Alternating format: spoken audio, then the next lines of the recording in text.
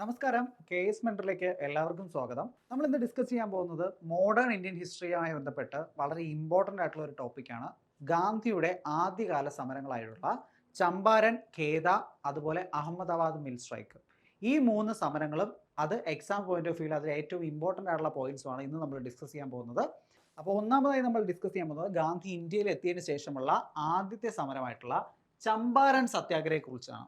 അപ്പോൾ സൗത്ത് ആഫ്രിക്കയിൽ തൻ്റെ സത്യാഗ്രഹ എന്ന ആയുധം ഉപയോഗിച്ചുകൊണ്ട് ഗാന്ധി നടത്തിയ സമരങ്ങളൊക്കെ തന്നെ നല്ല രീതിയിൽ വിജയം കണ്ടിട്ടുണ്ട്. അപ്പോൾ ആ ഒരു എക്സ്പീരിയൻസ് വെച്ചിട്ടാണ് ഗാന്ധി ഇന്ത്യയിലേക്ക് എത്തുന്നത്.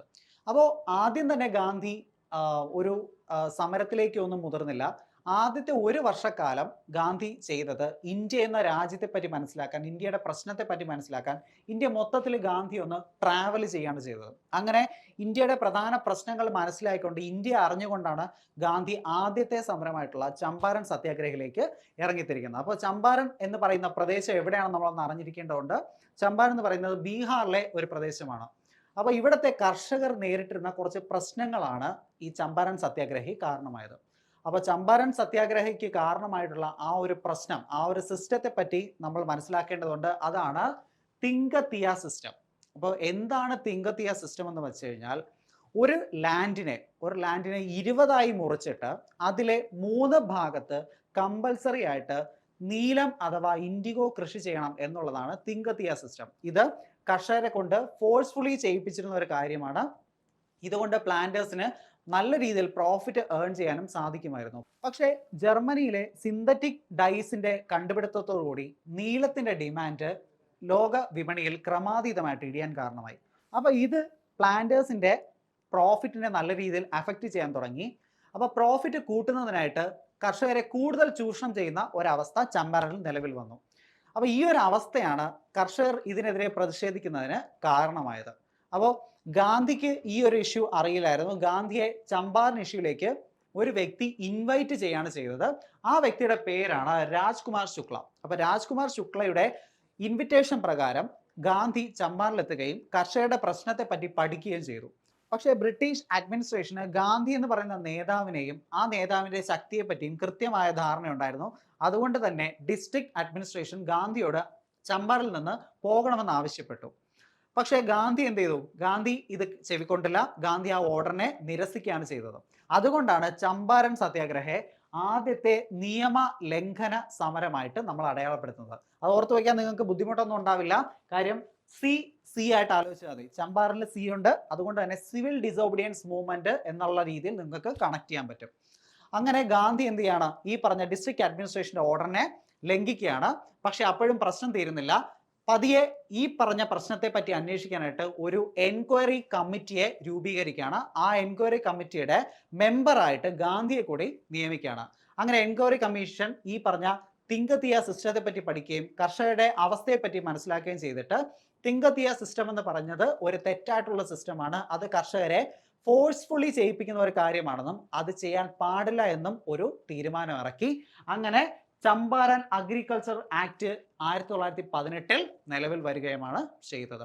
അപ്പൊ ഇത്രയുമാണ് ചമ്പാരൻ സത്യാഗ്രഹയെ കുറിച്ച് നിങ്ങൾ മനസ്സിലാക്കേണ്ട കാര്യം. അടുത്തായി നമ്മൾ നോക്കാൻ പോകുന്നത് അഹമ്മദാബാദ് മിൽ സ്ട്രൈക്ക്. ഗാന്ധിയുടെ രണ്ടാമത്തെ സമരമായിട്ടുള്ള അഹമ്മദാബാദ് മിൽ സ്ട്രൈക്ക് ആണ് നമ്മൾ നോക്കാൻ പോകുന്നത്.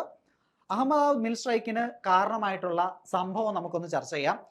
അടുത്തായി നമ്മൾ നോക്കാൻ പോകുന്നത് ഗാന്ധിയുടെ രണ്ടാമത്തെ സമരമായിട്ടുള്ള അഹമ്മദാബാദ് മിൽ സ്ട്രൈക്ക് ആണ്. അപ്പോൾ അഹമ്മദാബാദ് മിൽ സ്ട്രൈക്ക് നടക്കാനിടയായ സാഹചര്യം നമ്മളൊന്ന് മനസ്സിലാക്കേണ്ടതുണ്ട്. അന്ന് അഹമ്മദാബാദിൽ പ്ലേഗ് എന്ന് പറയുന്ന രോഗം പടർന്നു പിടിക്കുകയുണ്ടായി. അപ്പോൾ ഇതുമായി ബന്ധപ്പെട്ട് അന്നത്തെ മിൽ വർക്കേഴ്സിന് പ്ലേഗ് ബോണസ്, ഒരു കുറച്ച് എമൗണ്ട് ബോണസ് ആയിട്ട് അവർക്ക് നൽകാനായിട്ട് മിൽ ഓണേഴ്സ് തീരുമാനിക്കുകയാണ്. സ്വാഭാവികമായിട്ടും ഈ പ്ലേഗ് എന്ന് പറയുന്നത് നിൽക്കുമ്പോൾ, ആ രോഗം പടർന്നു പിടിക്കുന്നത് അവസാനിക്കുമ്പോൾ ആ പ്ലേഗ് ബോണസ് എന്ത് ചെയ്തു? മിൽ ഓണേഴ്സ് പിൻവലിച്ചു. പക്ഷേ അന്നത്തെ സാഹചര്യം എന്ന് പറയുന്നത് 1-ാം ലോക മഹായുദ്ധം നടക്കുകയാണ്. അപ്പോൾ വിലക്കയറ്റമുണ്ട് ഒരു വശത്ത്, വേണ്ട രീതിയിൽ ഭക്ഷ്യവസ്തുക്കൾ കിട്ടാനില്ലാത്ത ഒരവസ്ഥ. ഈ ഒരു സാഹചര്യത്തിൽ മിൽ വർക്കേഴ്സ് 50% വേതനം വർദ്ധിപ്പിക്കാനായിട്ട് മിൽ ഓണേഴ്സിനോട് ആവശ്യപ്പെടുകയാണ്. പക്ഷേ മിൽ ഓണേഴ്സ് ഇത് കേൾക്കുന്നില്ല. അങ്ങനെ ഇതിൽ പ്രതിഷേധിച്ച് മിൽ വർക്കേഴ്സ് ഒരു സമരത്തിലേക്ക് പോവുകയാണ്. ഈ ഒരു ഇഷ്യൂയിലേക്ക് ഗാന്ധിയുടെ ശ്രദ്ധ എത്തിക്കുന്നത് അനസൂയ സാരാഭായ് എന്ന് പറയുന്ന, അനസൂയ ബെൻ എന്നൊക്കെ വിളിക്കുന്ന അനസൂയ സാരാഭായാണ് ഗാന്ധി ഈ ഒരു പ്രശ്നത്തിലേക്ക് ഇൻവൈറ്റ് ചെയ്യുന്നത്. അപ്പോൾ അനസൂയ സാരാഭായുടെ ഇൻവിറ്റേഷൻ പ്രകാരം ഗാന്ധി ഈ പ്രശ്നത്തിലേക്ക് ഇടപെടുകയാണ്. ഗാന്ധി പറഞ്ഞു, നിങ്ങൾ 50% ചോദിക്കേണ്ട, ഒരു 35% ചോദിക്കുക, അത് കിട്ടിയില്ലെങ്കിൽ നമുക്ക് പ്രതിഷേധിക്കാമെന്ന് പറഞ്ഞു. അങ്ങനെ 35% ചോദിച്ചു. എന്നിട്ടും ആ ഒരു ഡിമാൻഡ് അംഗീകരിക്കാൻ മിൽ ഓണേഴ്സ് തയ്യാറായില്ല. അങ്ങനെ ഗാന്ധി എന്ത് ചെയ്യാണ്, ഒരു ഹങ്കർ സ്ട്രൈക്കിലേക്ക് അഥവാ ഒരു നിരാഹാര സമരത്തിലേക്ക് കടക്കുകയാണ്. അങ്ങനെ ഗാന്ധിയുടെ ആദ്യത്തെ നിരാഹാര സമരമായിട്ട് നമുക്ക് അടയാളപ്പെടുത്താൻ പറ്റുന്നതാണ് Ahmedabad mill strike. 1818 Ahmedabad mill strike ഗാന്ധിയുടെ ആദ്യത്തെ നിരാഹാര സമരമായിട്ട് നമുക്ക് അടയാളപ്പെടുത്താൻ സാധിക്കും. അങ്ങനെ ഗാന്ധിയുടെ നിരാഹാര സമരത്തിന് നേരെ ഒരുപാട് നാൾ കണ്ണടയ്ക്കാനായിട്ട് മിൽ ഓണേഴ്സിന് സാധിക്കുന്ന ഒരു അവസ്ഥയല്ലായിരുന്നു. ഒടുവിൽ വർക്കേഴ്സിന്റെ ഡിമാൻഡിനെ അംഗീകരിച്ചുകൊണ്ട് മിൽ ഓണേഴ്സ് ഗാന്ധിയുടെ വഴിക്ക് വരികയാണ് ചെയ്തത്. അങ്ങനെ ഗാന്ധി ഇന്ത്യയിൽ വന്ന് തുടങ്ങിയ രണ്ടാമത്തെ സമരം എന്ത് ചെയ്തു, ഒരു വൻ വിജയത്തിലേക്ക് മാറി.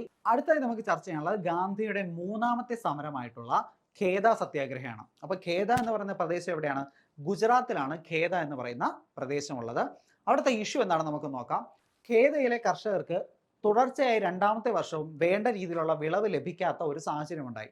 അപ്പോൾ വിളവ് കിട്ടിയില്ലെങ്കിൽ അവർക്ക് കൃത്യമായിട്ട് നികുതി അടയ്ക്കാൻ സാധിക്കുമായിരുന്നില്ല. അങ്ങനെ കൃത്യമായ വിളവ് കിട്ടിയില്ലെങ്കിൽ ഗവൺമെന്റ് ആവശ്യപ്പെടുന്ന നികുതി അടയ്ക്കാനായിട്ട് കർഷകന് സാധിക്കാത്ത ഒരവസ്ഥയുണ്ടാകും. പക്ഷേ ഈ ഒരു അവസ്ഥ കണക്കിലെടുത്ത് നികുതി കുറയ്ക്കാനായിട്ട് ഗവൺമെന്റും തയ്യാറായില്ല. അങ്ങനെ നികുതി അടയ്ക്കാത്ത കർഷകരുടെ ഭൂമി പിടിച്ചെടുക്കാനുള്ള ഒരു തീരുമാനത്തിലേക്ക് അന്നത്തെ ഗവൺമെന്റ് എത്തുകയാണ്. ഇതിൽ പ്രതിഷേധിച്ച് കർഷകർ എന്ത് ചെയ്യണം, ഗവൺമെന്റിനെതിരായിട്ടുള്ള ഒരു മൂവ്മെന്റ് സ്റ്റാർട്ട് ചെയ്യണം. ഇവിടെയും ഗാന്ധിയെ ഈ ഒരു പ്രശ്നത്തിലേക്ക് ഇൻവൈറ്റ് ചെയ്യുന്നത് രണ്ട് വ്യക്തികളാണ്.